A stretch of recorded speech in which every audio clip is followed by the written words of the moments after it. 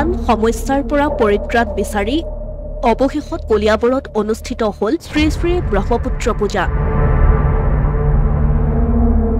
কলিয়াবৰ আঞ্চলিক ব্ৰাহ্মণ সমাজৰ ব্যৱস্থাপনাত হাতীমূৰাত ব্ৰহ্মপুত্ৰক পূজা কৰি বানৰ পৰা পৰিত্ৰাণ বিচাৰিলে ৰাইজে।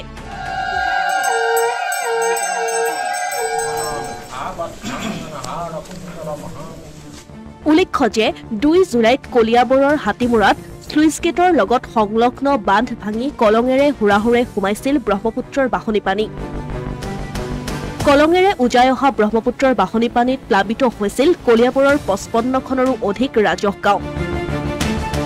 বানত ডুবিছিল ঘৰ বাৰীৰ লগতে বিস্তীৰ্ণ কৃষিভূমি।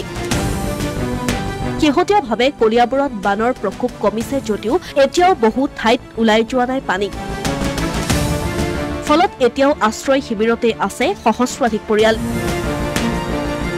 ইফালে হাতীমূৰাত বান্ধ চিঙা স্থানত মেগা জিঅ'বেগত বালি ভৰাই অস্থায়ী বান্ধ নিৰ্মাণেৰে ব্ৰহ্মপুত্ৰৰ পানী কলঙলৈ সোমোৱাত বাধা দিবলৈ চেষ্টা চলাইছে যদিও এতিয়ালৈকে সফল হোৱা নাই জলসম্পদ বিভাগ। ব্ৰহ্মপুত্ৰৰ কোবাল ফুটৰ বাবে অৱশেষত কলিয়াবৰ আঞ্চলিক ব্ৰাহ্মণ সমাজে আয়োজন কৰিলে ব্ৰহ্মপুত্ৰ পূজাৰ। বিশেষকৈ 2017 চনৰ 12 আগষ্টৰ ৰাতি আকৌ এইবাৰ জুলাই মাহৰ 24 চনৰ জুলাই মাহৰ 2 তাৰিখে প্ৰলয়ংকৰী বানে অৰ্থাৎ ব্ৰহ্মপুত্ৰই ভীষণ ৰূপ ধাৰণ কৰি কলিয়াবৰৰ অচানিতে মাথাউৰিটো ভাঙি নি কলিয়াবৰৰ অকল মানৱ সমাজেই নহয় জীৱ জন্তু সকলোৰে যি বিপত্তি কৰিছে তাৰ কাৰণে আমি অত্যন্ত ক্ষতিগ্ৰস্ত হৈছোঁ। শেষত উপায় নাপায় একমাত্ৰ ভগৱান প্ৰভুৰ শ্ৰীচৰণত লগতে ব্ৰহ্মপুত্ৰৰ আৰু লগতে মহাশক্তি দুৰ্গা পূজাৰ আজি আয়োজন কৰিছোঁ। হাতীমূৰাৰ ঐতিহাসিক দুৰ্গা মন্দিৰৰ নামনিত ব্ৰহ্মপুত্ৰৰ পাৰত কলিয়াবৰৰ বিভিন্ন প্ৰান্তৰ 14গৰাকী বিশিষ্ট পুৰোহিতে সম্পন্ন কৰিলে ব্ৰহ্মপুত্ৰ পূজাৰ লগতে হোমযজ্ঞ আদিও। ব্ৰাহ্মণসকলে একমাত্ৰ হোমাংগ কৰ্মৰ দ্বাৰা দেৱতাসকলক সন্তুষ্ট কৰিছিল আৰু দেৱতাসকল সন্তুষ্ট হৈ তাৰ ফলপ্ৰাপ্তি কৰিছিল। সেই বিশ্বাসতেই আমি আজি কলিয়াবৰ আঞ্চলিক ব্ৰাহ্মণ সমাজৰ সকলো ব্ৰাহ্মণসকল গোট খাই পেলাই আমি এই হোমযজ্ঞ আৰম্ভ কৰিছোঁ আৰু আমি আশা ৰাখিছোঁ এই শুদ্ধ পূজা আৰু যি পূজাৰ মন্ত্ৰ উচ্চাৰণৰ দ্বাৰা দেৱতাসকল সন্তুষ্ট হৈ পেলাই বিশেষকৈ প্ৰভু ব্ৰহ্মপুত্ৰ সন্তুষ্ট হৈ পেলাই তেখেতে স্বগৃহলৈ গতি কৰিব।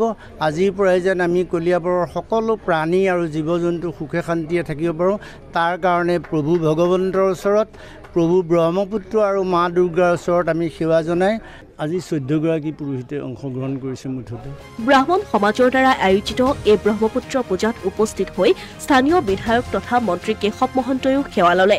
ব্ৰহ্মপুত্ৰৰ এই ভয়ংকৰ বানৰ পৰা পৰিত্ৰাণ বিচাৰি কৰিলে সেৱা। কলিয়াবৰ জিলা ব্ৰহ্ম সমাজৰ উদ্যোগত কলিয়াবৰৰ এই ব্ৰহ্মপুত্ৰৰ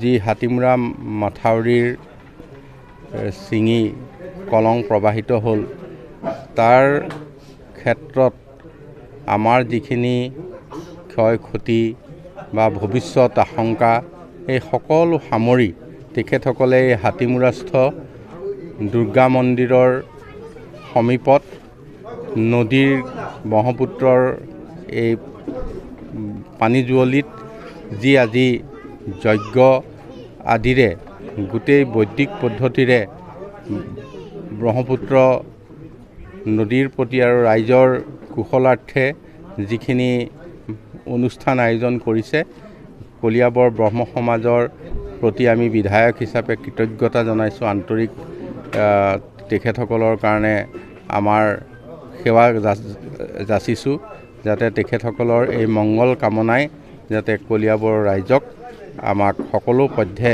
ইয়াৰ বিপদৰ পৰা উদ্ধাৰ কৰিব পাৰে এই আশা ৰাখি আমিও তেখেতসকলৰ নিমন্ত্ৰণ ক্ৰমে এই স্থানত আমাৰ মূৰ দোৱাবলৈ বা সেৱা জনাবলৈ আহি উপস্থিত হৈ তেখেতসকললৈ পুনৰবাৰ মই কৃতজ্ঞতা জনাইছোঁ। Asomiya Pratidin digital desk.